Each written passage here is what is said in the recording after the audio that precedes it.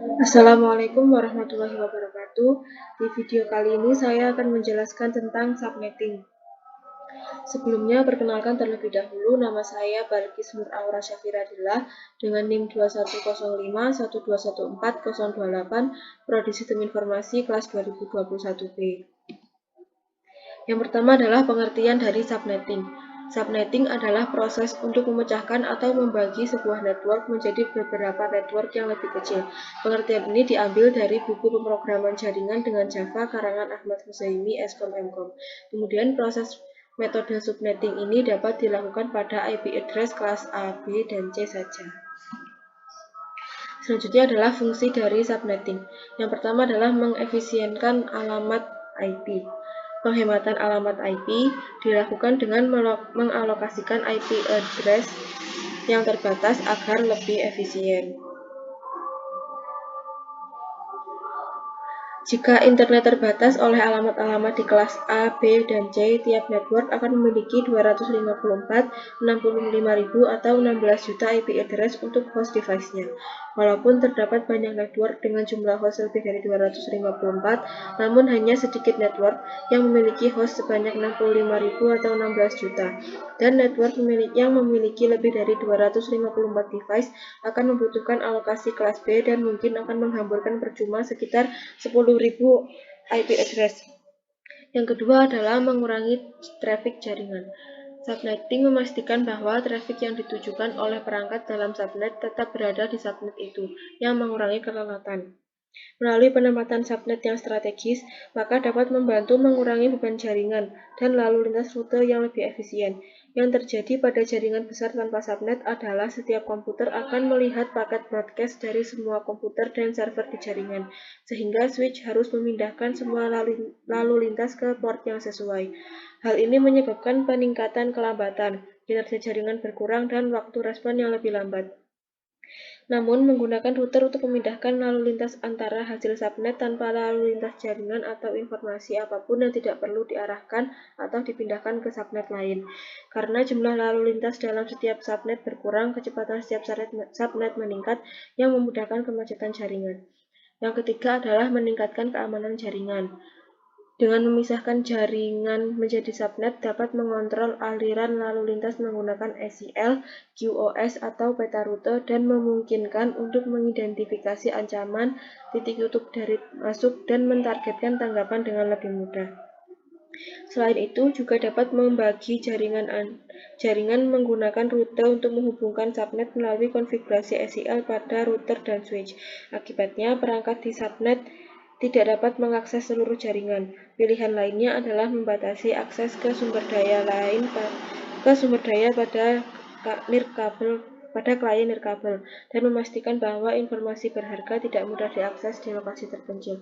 Yang keempat adalah mengoptimalkan kinerja dan kecepatan jaringan. Teknik subnetting dapat mengoptimalisasi untuk kinerja jaringan walaupun sebuah organisasi memiliki ribuan host device. Mengoperasikan semua device tersebut di dalam network ID yang sama akan memperlambat network. Cara TCP/IP bekerja dengan mengatur agar komputer dengan network ID yang sama harus berada physical network yang sama juga.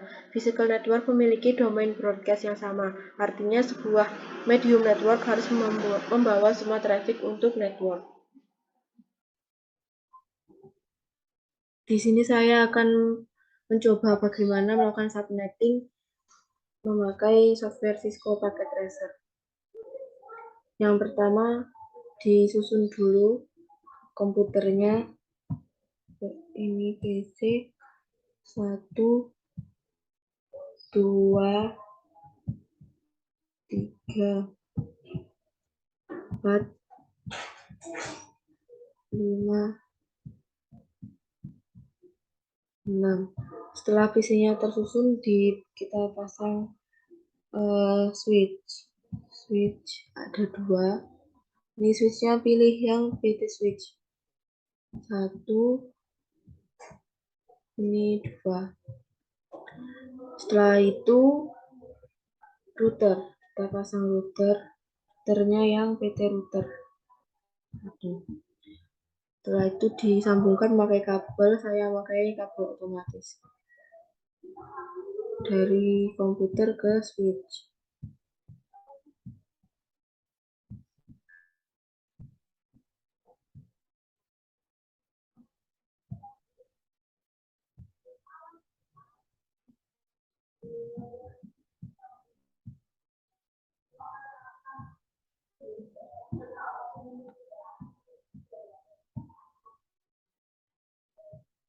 Setelah dari komputer ke switch, dari switch ke router.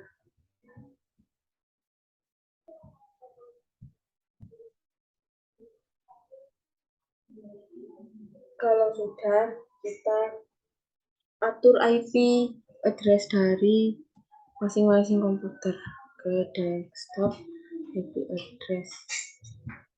Nah, ini Anda terserah mengisi berapa, tapi saya pakai IP 192.168.1.1. Dan subnet masknya 192, default gateway-nya 192.168.1.62.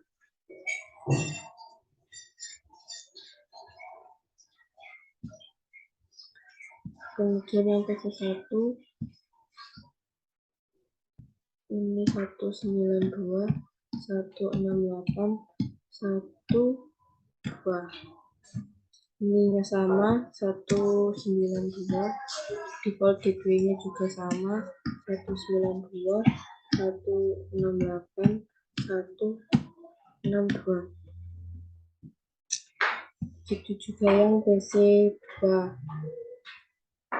diisi 192.168.1.3. Subnet masknya sama 192, kemudian default gateway-nya juga sama 192.168.1.62. Yang PC3 juga diatur alamat IP-nya, ini 192.168.1.62. Ini sama 192, kemudian default gateway-nya sedikit berbeda, yaitu 192.168.1.126.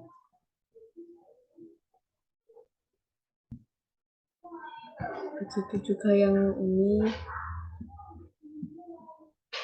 192.168.1.6. Kita lanjutkan tadi yang ini, default gateway-nya yaitu 192.168.1.126. Kemudian PC5 IP-nya 192.168.1.67. Subnet masknya tetap sama 192, kemudian default gateway-nya 192.168.1.126. Nah, kalau sudah, kita atur yang routernya.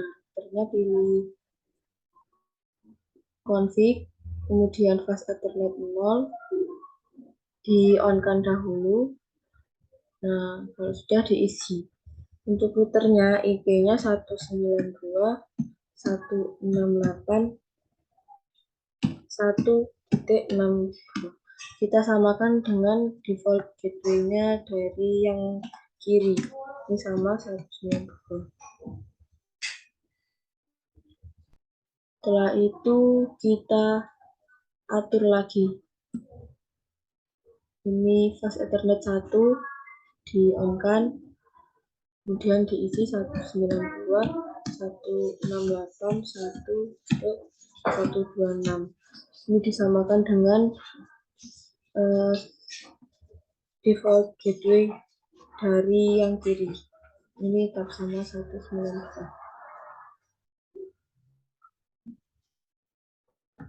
Kita tunggu sampai semuanya berwarna hijau, karena di sini masih berwarna oranye. Nah, kalau sudah, kita klik simulation, edit filter dulu, ini di show all none, lalu dipilih VCMP. Setelah itu kita coba mengirim pesan dari PC0 ke PC2. Klik play.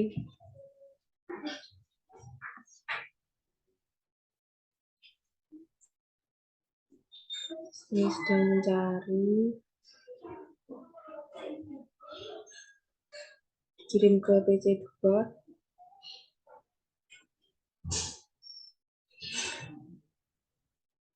Kembalikan lagi ke switch. Dan kirim lagi ke pojok 0 ini tandanya sudah berhasil. Kemudian kita delete, coba lagi kirim dari PC1 ke PC5. Kita coba play.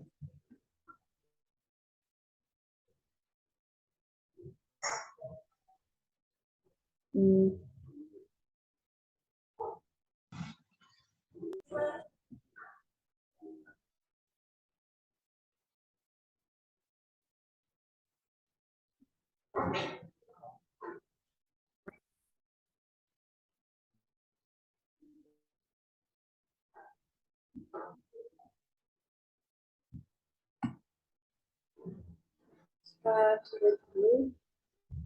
Sekarang kita coba mengirim dari PC1 ke PC5.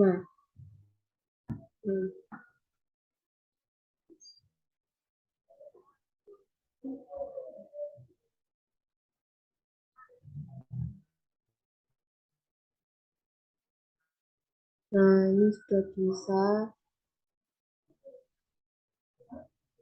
Dari switch ini kirim ke PC5. Kemudian dari PC5 kirim lagi ke router.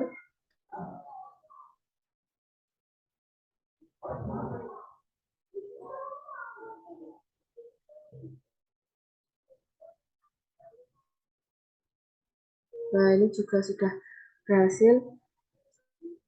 Sekian video penjelasan dari saya. Apabila ada kekurangan atau kesalahan, mohon maaf. Wassalamualaikum warahmatullahi wabarakatuh.